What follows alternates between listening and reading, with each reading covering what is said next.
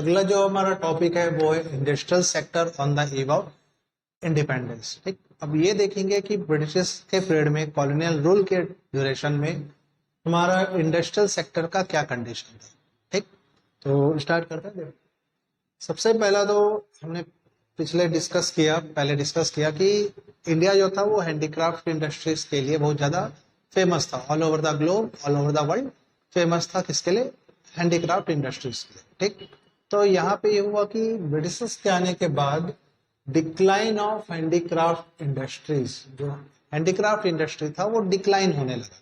ठीक, during colonial rule the Britishers systematically destroyed the Indian handicraft industry and forced the people to indulge into agriculture sector।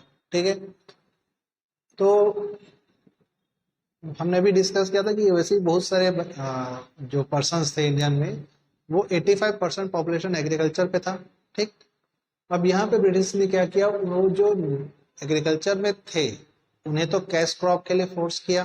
ठीक, अब जो नहीं भी थे उन्हें भी क्या किया, फोर्स किया कि वो लोग किस पे आ जाए, एग्रीकल्चर सेक्टर पे आ जाए। ठीक, जो हैंडीक्राफ्ट का वर्क कर रहे हैं, जो कुछ आर्ट्स बना रहे हैं, क्राफ्ट बना रहे हैं, उन्हें भी फोर्स किया कि वो किस पे आ जाए, एग्रीकल्चर पे आ जाए। ठीक, तो क्यों आ जाए? सेम ब्रिटिशर्स को चाहिए था रॉ मटेरियल इंडिया से।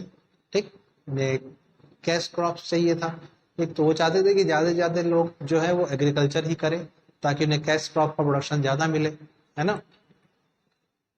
The motive behind the British rule,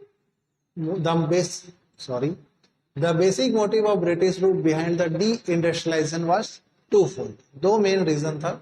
सबसे पहला तो convert India into a supplier of raw material for the industries of Britain. जैसा भी मैंने कहा है ना कि ब्रिटिश को क्या चाहिए था, इंडिया से रॉ मटेरियल्स चाहिए था। ठीक, दूसरा to develop India as a market of British manufactured goods. दूसरा होता यह था कि ब्रिटिशर्स जो इंडिया से रॉ मटेरियल्स लेके इंग्लैंड भेजते थे, उसे इंग्लैंड में फिनिश्ड गुड्स में कन्वर्ट करते थे और वापस उससे लाके इंडिया में सेल करते थे। ठीक, तो ब्रिटिश बहुत ही चालू थे, बहुत ही दिमाग लगाए। पहले तो इंडिया को रॉ मटेरियल प्रोडक्शन में लगा दिए। ठीक, इंडिया का रॉ मटेरियल लेके कहाँ ले गए? ब्रिटेन ले गए, इंग्लैंड ले गए। वहां पे उस रॉ मटेरियल को फिनिश्ड गुड्स में कन्वर्ट किए और फिर कहाँ लाके वापस सेल किए? इंडिया से। मतलब इंडिया का सामान वापस कहाँ बेच रहे हैं? इंडिया में ही बेच रहे हैं, इंडिया में ही सेल कर रहे हैं। ठीक है, तो इससे क्या हुआ? इससे हो गया डी इंडस्ट्रियलाइजेशन। डी इंडस्ट्रियलाइजेशन मतलब इंडस्ट्रीज को कम करना, इंडस्ट्री को डिक्रीज करते जाना, है ना। ठीक है, बंद कर देना, इंडस्ट्री से रिलेटेड काम को क्या करना? बंद करना। उसे कहते हैं डी इंडस्ट्रियलाइजेशन। ठीक,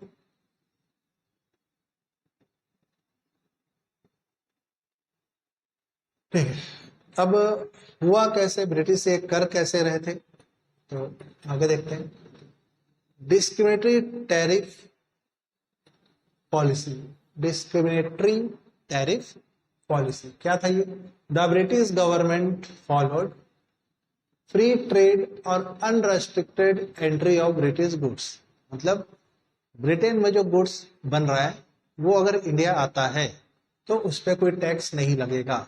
फ्री ट्रेड या अनरेस्ट्रिक्टेड एंट्री, मतलब ब्रिटेन का गुड्स इंडिया में लाओ, आराम से बेचो, कोई दिक्कत नहीं है ना। Tariff free export of raw material from India to Britain. India से जो रॉ मटेरियल जाएगा वो टैरिफ फ्री होगा। टैरिफ फ्री मतलब उसमें कोई टैक्स नहीं लगेगा। मतलब आप रॉ मटेरियल अगर इंडिया से ब्रिटेन भेजते हो तो उसमें टैक्स नहीं लगेगा। ठीक, heavy duty was placed on the export of Indian handicraft product, due to which Indian handicraft industry start losing its pride and place.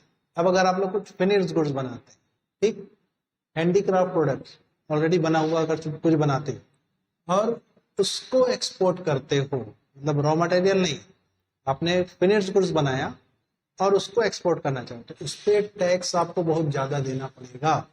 Heavy duty, heavy tax पे करना पड़ेगा। और आप फिनिश्ड गुड्स का एक्सपोर्ट कर रहे हो, रॉ मटेरियल एक्सपोर्ट कर रहे हो तो कोई चार्जेस नहीं लगेगा, कोई टैक्स नहीं लगेगा, है ना, आप फ्रीली हो। ठीक, लेकिन अगर आप फिनिश्ड गुड्स भेज रहे हो, आप इंडियन हैंडीक्राफ्ट को कंप्लीट करके पूरा बना के अगर भेज रहे हो, तो आपको हैवी टैक्स, हैवी ड्यूटी पे करना पड़ेगा। तो सोचो क्या हो रहा है, रॉ मटेरियल में कोई टैक्स नहीं है, ठीक। आप जूट ग्रो किए और वैसे का वैसे ही उसको क्या किए, ब्रिटेन में भेज दिए, एक्सपोर्ट कर दिए, कोई टैक्स नहीं लगा। लेकिन आप जूट को लिए, आप उसका फिनिश्ड गुड्स बनाए, अब आप एक्सपोर्ट कर रहे हो तो आपको बहुत ज्यादा टैक्स देना पड़ेगा। एक्सपोर्ट क्या, अगर आप इंडिया में भी सेल कर रहे हो फिनिश्ड गुड्स बना के, तो भी आपका टैक्स बहुत ज्यादा लगेगा। तो इससे क्या हुआ, जो इंडियन हैंडीक्राफ्ट इंडस्ट्री था, है ना, जो फिनिश्ड गुड्स बनता था इंडिया में, उसका प्राइड और उसका प्लेस वो लूज कर गए, ठीक। ठीक है। दूसरा इंडस्ट्री के डिक्लाइन होने का रीजन था competition from machine made products, ठीक। हमने पीछे डिस्कस किया था कि इंडिया में टेक्नोलॉजी उतना अच्छा है नहीं, उस समय भी नहीं था, ठीक। तो ब्रिटेन में जब रॉ मटेरियल जाता था तो वहां पे वो मशीन में प्रोड्यूस होता था। जब मशीन में प्रोड्यूस होता था तो उसका कॉस्ट कम होता था। इंडिया में लोग अपने हाथों से सामान बना रहे हैं तो उसका कॉस्ट ज्यादा होता था, ठीक। तो कंपटीशन हो गया इंडियन मार्केट का, किससे, मशीन से, ठीक। मशीन में सामान एक बार में बहुत ज्यादा बनता है, तो वैसे भी क्या होता है, कॉस्ट ऑफ प्रोडक्शन कम होता है, ठीक। तो the pride of Indian handicraft industry started to decline when it faced the competition from machine made product. Machine से बना हुआ सामान का उनको क्या करना पड़ा, कंपटीशन करना पड़ा, ठीक। और यहाँ पे जो उस समय के इंडियंस थे, है ना, उन्होंने भी नहीं सोचा, वो भी ये देखे कि मशीन से बना हुआ है, क्वालिटी अच्छा है, इसे ले लेते हैं। सस्ता भी मिलता था, ब्रिटिश से आया, ब्रिटेन से आया हुआ सामान सस्ता होता था, तो सस्ता है, अच्छा है, सोच के ले लेते थे। किसी ने भी ये नहीं सोचा कि हमें इंडिया का बना हुआ सामान लेना चाहिए, ठीक। तो ये भी एक गलती था जो उस समय के लोगों ने किया था, है ना। As they are of low cost and easily available, कम था, रेट में कम था और इजिली अवेलेबल था, तो हर कोई वही परचेस कर रहा था, ठीक। तो इससे क्या हुआ, Indian craftsman are behind the speed of machine and hence the only alternative available for them is to shut down their enterprise. तो जो हैंडीक्राफ्ट इंडस्ट्रीज थे उन्हें मजबूरन क्या करना पड़ा, अपना बिजनेस बंद करना पड़ा, ठीक। फिर इसके बाद lack of capital goods industries, है ना, lack of capital goods industry. जो थर्ड रीजन था इंडियन इंडस्ट्रीज के डिक्लाइन होने का, वो था lack of capital goods industry. India में कैपिटल गुड्स इंडस्ट्रीज ना के बराबर था और अभी भी बहुत कम है, हम कैपिटल गुड्स प्रोडक्शन ज्यादा नहीं करते, ठीक। कैपिटल गुड्स मतलब ऐसे गुड्स जो मशीन्स हो गए, अगर आप मशीन बना रहे हो तो वो एक कैपिटल गुड्स है, ठीक, जो फर्दर प्रोडक्शन में यूज होता है, उसे हम कैपिटल गुड्स कहते हैं, ठीक। तो lack of capital goods industries था, ठीक। तो during colonial period there was no capital goods industry worth the name. Moreover British don't pay any attention in promoting और सपोर्टिंग दिस इंडस्ट्रीज। ब्रिटिशर्स को तो रॉ मटेरियल चाहिए था, तो वो कैपिटल गुड्स पे फोकस क्यों करेंगे, है ना। तो बिल्कुल भी उन्होंने ध्यान नहीं दिया, बिल्कुल प्रमोट नहीं किया, सपोर्ट नहीं किया कैपिटल गुड्स इंडस्ट्रीज को, as they want India to be a supplier of raw materials only, ठीक। तो ये भी एक रीजन था कि इंडिया क्या हुआ, इंडस्ट्रीज में पिछड़ता गया, डी इंडस्ट्रियलाइजेशन होता गया, ठीक है। हाँ। फिर इसके बाद अगला जो टॉपिक है वो है change in pattern of demand, ठीक है। ये हमारा फोर्थ रीजन है इंडस्ट्री के डिक्लाइन होने का। The impact of British culture started to arise in public as a result new class emerge India which was keen to adopt the western life style, है ना। पहले धोती पहनते थे, है ना, पगड़ी पहनते थे, ब्रिटिशर्स के आने के बाद शर्ट पैंट पहनने लगे, पगड़ी हट गया, है ना।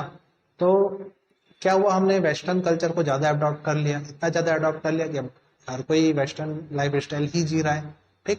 तो ये भी एक रीजन था, चेंज इन डिमांड भी एक रीजन था कि इंडस्ट्रीज क्या होता गया, डिक्लाइन होता गया, ठीक है।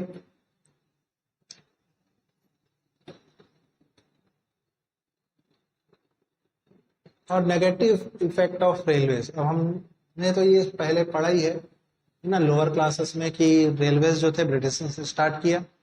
ब्रिटिश ने रेलवे स्टार्ट किया था अपने बिजनेस के लिए, है ना। आज Indian railway all over the world एक लार्जेस्ट मार्केट है, सबसे बड़ा मार्केट इंडियन रेलवे है पूरे वर्ल्ड में, है ना। तो उस समय जो रेलवे था was one of the positive impact of colonial period, कुछ पॉजिटिव इम्पैक्ट था उसका, but railway proves to be a terror for Indian industries. Britishers जो थे वो अपने बेनिफिट के लिए ट्रेन को यूज करते थे, रेलवे को यूज करते थे। तो इससे क्या हुआ, ब्रिटिशर्स जो है वो अपने सामान को all over the world, all over the India पहुंचा पा रहे हैं, है ना। हर जगह क्या कर रहे हैं, रेलवे के थ्रू सामान पहुंचा रहे हैं। लेकिन जो इंडियन ट्रेडर्स थे उनको रेलवे का सर्विस मिल नहीं रहा था, तो वो उनके लिए जगह कम पड़ गया, है ना। ब्रिटिश अपना सामान पूरे इंडिया में बेच रहे हैं, बट एक ट्रेडर है उसका सामान अपने लोकल मार्केट में भी सेल नहीं हो पा रहा है ना। तो रेलवे जो एक अच्छा था, आज भी बहुत ज्यादा रेलवे चल रहा है, बहुत सारे मैक्सिमम वर्कर्स हैं all over the world railway में। रेलवे ने जितने लोगों को जॉब दिया है पूरे वर्ल्ड में उतना किसी ने किसी को नहीं दिया, है ना। तो लेकिन उस समय जो रेलवे था उसका क्या था, नेगेटिव इफेक्ट था। ब्रिटिशर्स अपने यूज के लिए रेलवे यूज करते थे, अपने सामान को पूरे इंडिया में पहुंचाने के लिए यूज करते थे, ठीक है।